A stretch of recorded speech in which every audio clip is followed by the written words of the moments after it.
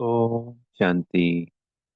आज 11 दिसंबर 2024 के महावाक्यों के मनन चिंतन में बाप दादा ने कहा, मीठे बच्चे, हम बच्चों को बाबा का मददगार बन इस आयरन एज पहाड़ को, पूरा कलयुग आयरन एज पहाड़ गोल्डन एज बनाना है। बनाते बाबा ही, पर हर बच्चा उनका मददगार बनता है।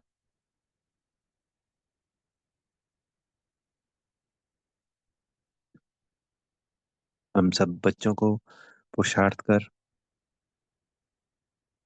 स्वयं का भी परिवर्तन करना है। स्वयं की फर्स्ट क्लास सीट रिजर्व करानी है। बाबा ने आज समझाया मुरली में उदाहरण देकर कि जैसे बायोस्कोप के लिए फर्स्ट क्लास सीट रिजर्व करते हैं, ऐसे ही तुम बच्चे भी अपनी फर्स्ट क्लास सीट रिजर्व करो, जैसे ट्रेन में करते हैं एसी की फर्स्ट क्लास। तो ये दर्जे की बात है।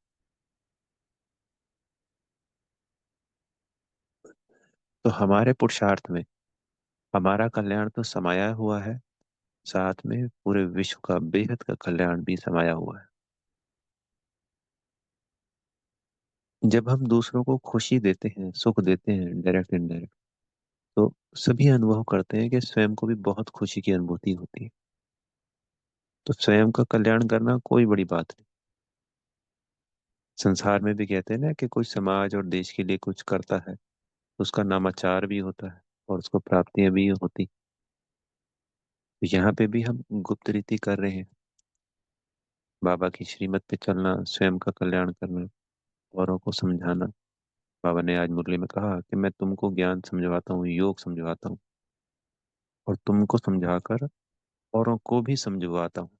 यानी जब हम औरों को समझाते हैं तो बाबा ही तो समझा रहा है ना, हम तो निमित्त इंस्ट्रूमेंट है। तो इसमें औरों का कल्याण समाया हुआ है, सभी का कल्याण समाया हुआ है। फिर हमारी जो पॉजिटिव वाइब्रेशंस होती हैं, पवित्रता धारण कर ली, और हमारे श्रेष्ठ और हमेशा जो पॉजिटिव संकल्प क्रिएट होते हैं, उनकी वाइब्रेशंस बेहद के वायुमंडल में जाती है। जैसे हम सतो प्रधान बनते जाते हैं, ऐसे ही ये बेहद का वायुमंडल, पांचों तत्व भी सतो प्रधान बनते जाते हैं।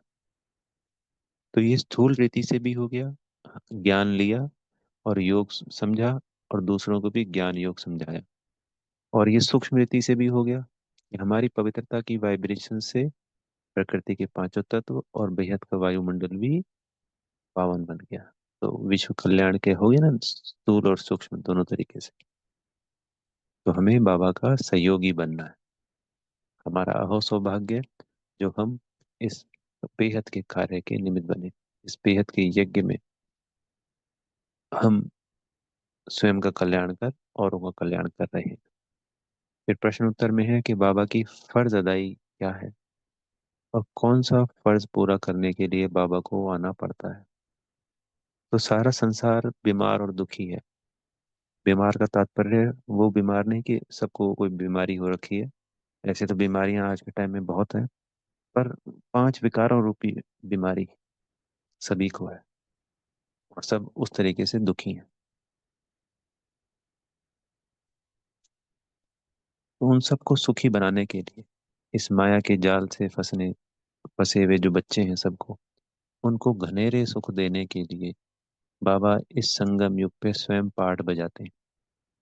अगर भगवान ने, परमात्मा ने पाठ ही नहीं बजाया होता, सत्युग त्रेता द्वापर आते नहीं, कलयुग में आए नहीं, कलयुग के अंत में आए, अगर अभी भी भगवान नहीं आते, तो हमने जो 2500 वर्ष सभी आत्माओं ने अपने अपने समय पर बाबा को याद कर रहे हैं, परमात्मा के, ईश्वर, अल्लाह, खुदा, गॉड, वाहिगुरु के रूप में, फिर क्यों याद करते जब किसी से कोई प्राप्ति ही नहीं हुई, किसी ने कुछ किया ही नहीं। यादगार किसका होता है? जैसे कोई कुछ करके जाता है तभी उसका तो यादगार करते हैं ना। चाहे कोई नेता महाराजा हुए, मतलब महाराजा महारानी जिन्होंने कुछ किया देश के लिए, या फिर जो नेता हुए, उनको उनका यादगार मनाते हैं ना। ऐसे ही परमात्मा पूरे विश्व के लिए इस पुरुषोत्तम संगम युग पर स्वयं इस धरा पर आकर अपना पाठ बजाते हैं। हम सबको हमारे 84 जन्मों का पाठ मिला हुआ है। बाबा को उनका ये 100 वर्ष का एक अवतरित जन्म का पाठ मिला हुआ है इस ड्रामा में।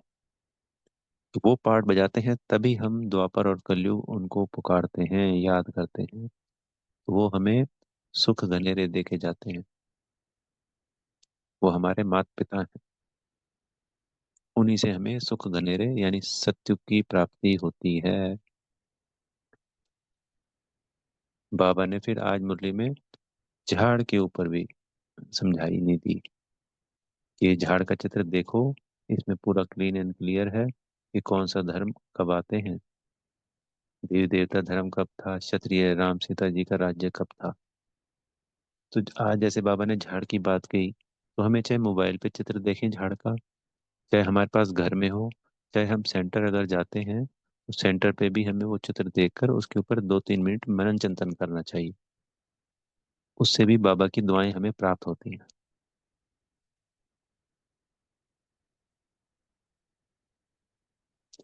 ये बात अभी शायद समझ में नहीं आया कि ऐसा क्यों है, पर बाबा ने कहा है।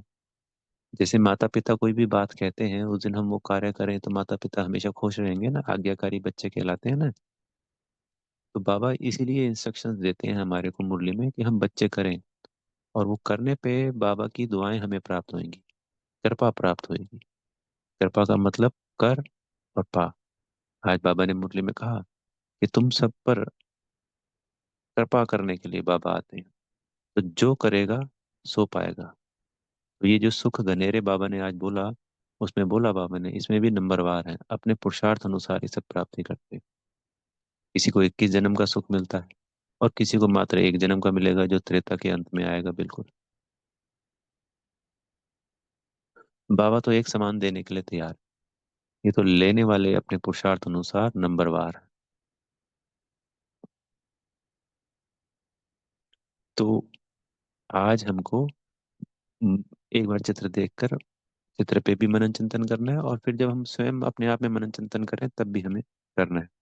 किसी को आज समझाने देने का मौका मिले तो फिर झाड़ पे समझाना है।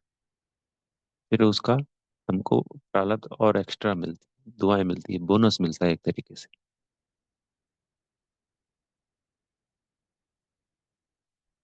ऐसे तो हमें मौका कहाँ मिलेगा कि बाबा कह रहे हैं, हम तो सिर्फ सेंटर जाते हैं और बाबा से कोई प्रत्यक्ष में थोड़ी बात हो रही है। ये मुरली तो है जो बाबा हमें समझानी दे रहा है। तो बाबा जो समझानी दे हमें वो कर डालना है, कोई ना कोई एक पॉइंट लेकर। उससे अनंत प्राप्तियां हैं। ये अद्भुत बात है। ये सत्य है।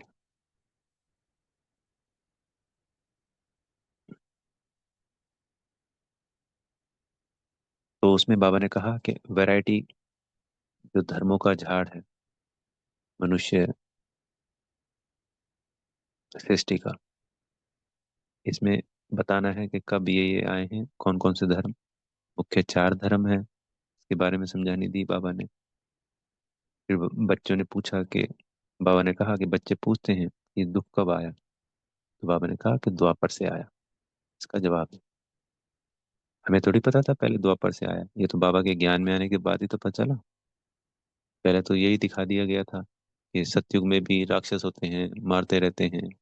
ऋषि मुनि शुरू से तपस्या करते हैं, वो उनके विघ्न डालते हैं। राम को भी दुख दिखा दिए, त्रेता में दिखाए ना।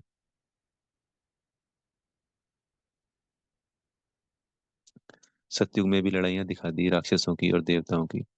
तो बाबा ने आके तो क्लियर किया कि वहां तो ना माया है, ना रावण है, कोई युद्ध होती ही नहीं है, राक्षसों की असुर है ही नहीं।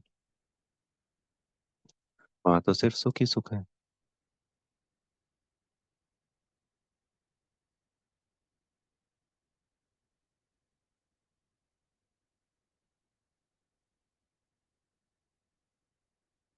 तो बाबा हमको इस दुख की दुनिया से छुड़ाकर सतयुग में ले जाते हैं। कब ले जाते हैं? पुरुषोत्तम संगम युग पर, जिसका ज्ञान संसार में किसी को भी नहीं है। कोई भी गति सदगति कोई भी मनुष्य कर ही नहीं सकता, बाबा ने आज समझानी दी। कोई भी गुरु लोग, सन्यासी, ये कुछ कर ही नहीं सकते। क्या ये सब मिलकर गति सदगति दे पाया आज तक? इन शास्त्रों ने और उनकी रीति रिवाजों ने तो हमको और नीचे धरातल में ले गए, रसातल में ले गए। बाबा आते हैं, हमको इन सब से छुड़ाते हैं। सबने अनुभव किया होगा कि जीवन कितना सहज और आसान हो गया जब से बाबा के बने।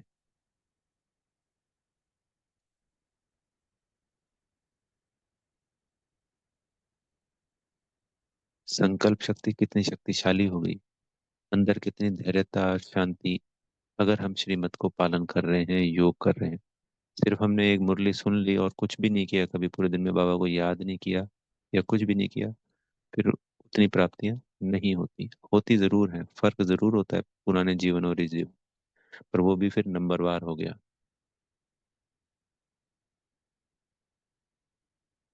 तो एक गति सदगति दाता शिव बाबा ही है, दूसरे और कोई नहीं। फिर बाबा ने ये भी समझाने दी आत्मा का पाठ आज मन मना भाव का, कि अपने आप ही मन में मन बाबा को याद करना है। वो सन्यासी लोग तो किसको याद करते हैं? हमको याद करते हैं। हमें किसको याद करना है? परमात्मा को याद करना है। तो ब्रह्म तत्व क्या है? छठा तत्व है। जैसे पृथ्वी, जल, अग्नि, वायु, आकाश। वायु और आकाश तत्व जिसको हम सिर्फ अनुभव कर सकते हैं, कोई देखा नहीं जा सकता है। ऐसे ही जो छठा ब्रह्म तत्व होता है, उसको भी अनुभव किया जाता है।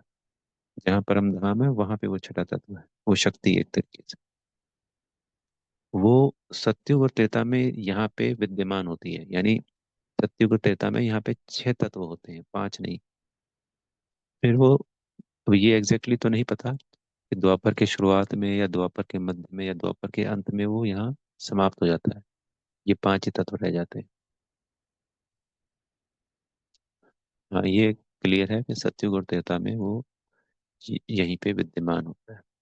वो शक्तिशाली तत्व है, परम धाम का तत्व है। वो ब्रह्म से तत्व लगा, ब्रह्म तत्व से योग लगाते हैं, याद लगाते हैं सन्यासी, साधु सन्यासी। और हम कहाँ लगा रहे हैं? आत्मा परमात्मा से लगा रही है। आत्मा तभी तो पुकारती है भगवान को, क्योंकि शरीर को थोड़ी पता होता है। इस आत्मा में मर्ज होता है कि हमें भगवान से ही सब प्राप्तियां हुई थी। खाली हमको नहीं भी है, जितने भी 8 अरब आत्माएं, सबको उन्हीं से प्राप्ति हो रही है। इसलिए सभी 8 अरब आत्माएं आज अपने अपने तरीके से अपने अपने धर्मों में उस परमात्मा को याद कर रही हैं।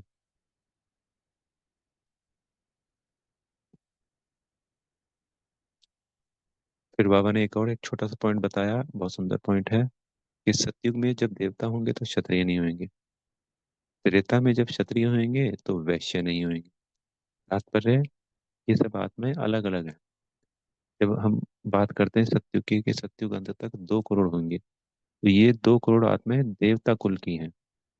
ये मुख्य धर्म है भारत का। कौन सा? सूर्यवंशी, चंद्रवंशी, या देवता या क्षत्रिय, यही मुख्य धर्म है हमारे सनातन धर्म। समझ आएंगे धर्म कह रहे हैं, कहने वाला ये दो वर्ण या वंश।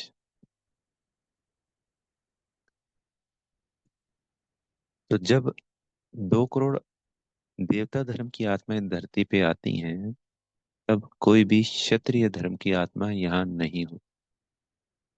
तो क्षत्रिय धर्म की आत्मा होती है त्रेता युग।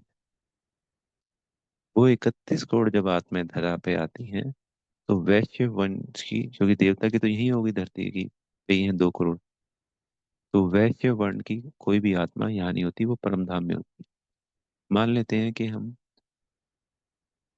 द्वापर की आत्माएं, क्योंकि बाबा ने कभी कुछ नहीं बताया इस बारे में कितनी आत्माएं होती, मान लो 75 करोड़ होती है।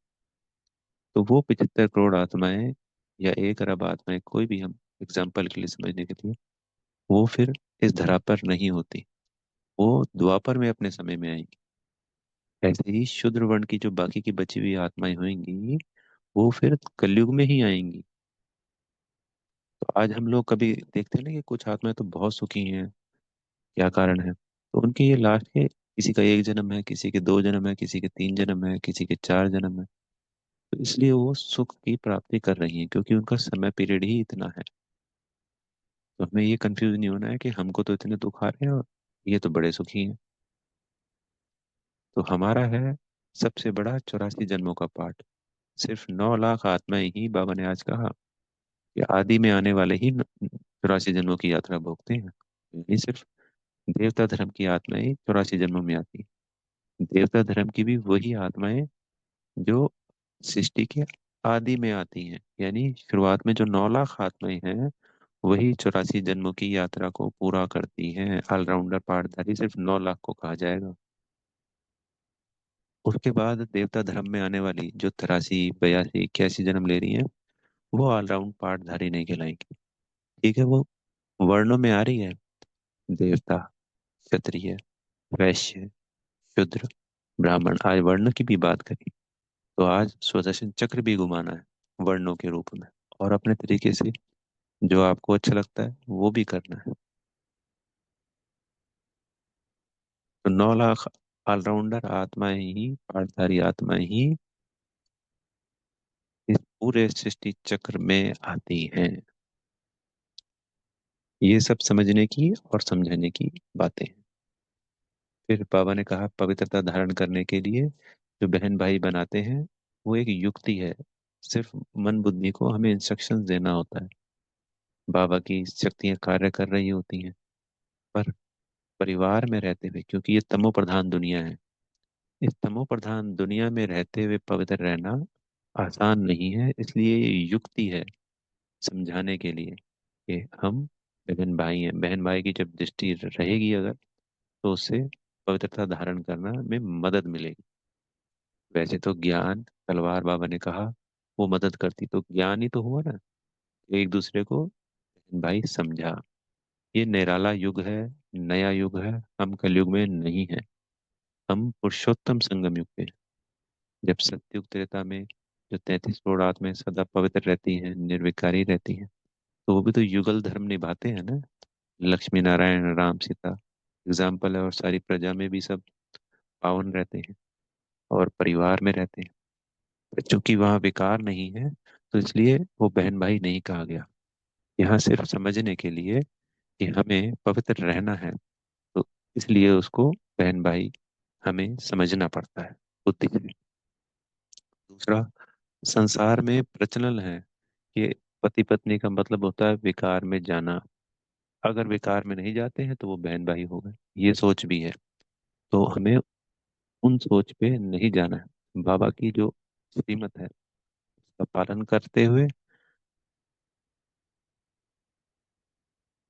सदा पावन बनकर अपना पूरा पूरा वर्षा बाबा से लेना है।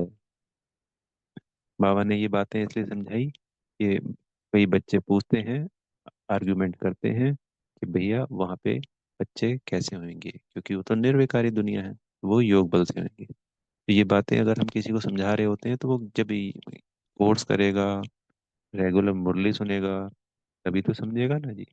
ऐसे एक ही दिन में सारी बातें हम पॉइंट बता देंगे तो समझ में नहीं आएगा। तो मुख्य पॉइंट ही होता है आत्मा और परमात्मा का ज्ञान देना। फिर वो अच्छी तरह से इंटरेस्ट लेकर बड़ी समझाने से अगर समझ रहा है तो एक एक पॉइंट को क्लियर कर देना। फिर कहना कि आप सेंटर पे आइए, 7 दिन का कोर्स कीजिए, ये सारी बातें आप 7 दिन में समझेंगे। फिर आपको मदद मिलेगी हर बात को समझने में, थोड़ी थोड़ी बात समझने में। एक साथ ही सारी बातें समझाएंगे तो फिर कंफ्यूजन हो जाती है, फिर समझ में नहीं आती है।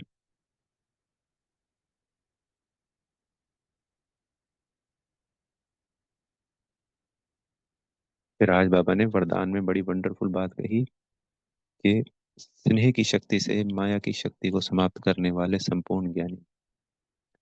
तो माया के जो भी अनेकों प्रकार की बातें आती हैं दूसरे आत्माओं से, उसको स्नेह की शक्ति से हमें समाप्त करना है।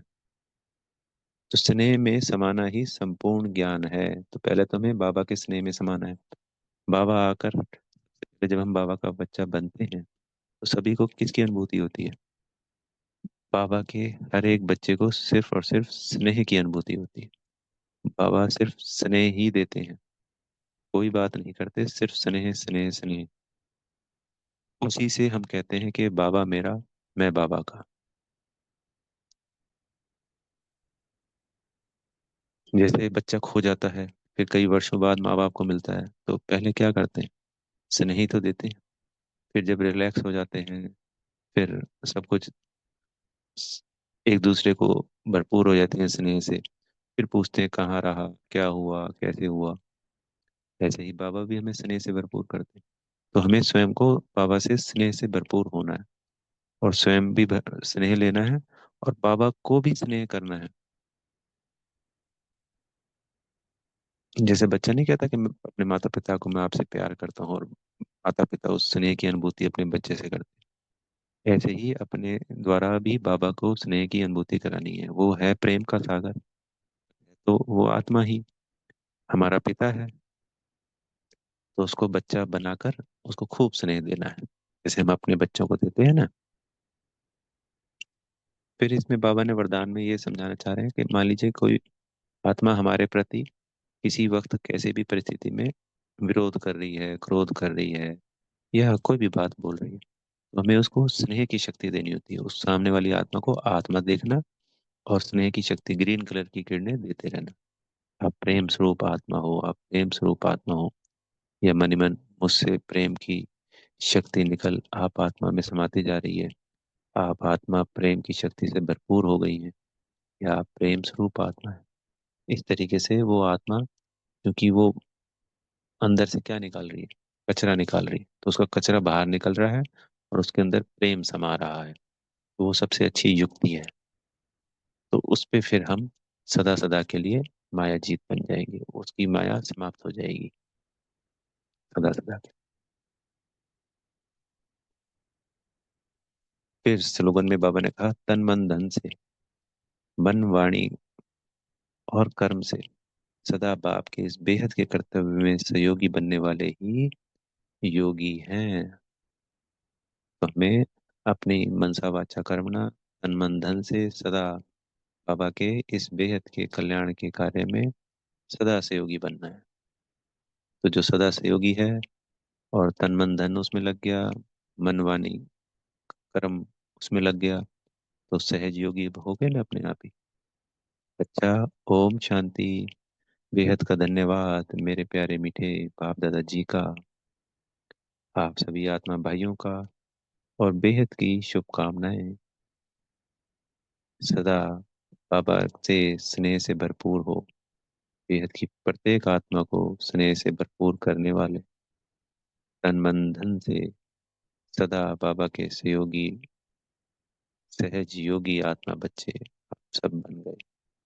मुझ आत्मा की ढेर सारी बेहद की शुभकामनाएं। ओम शांति।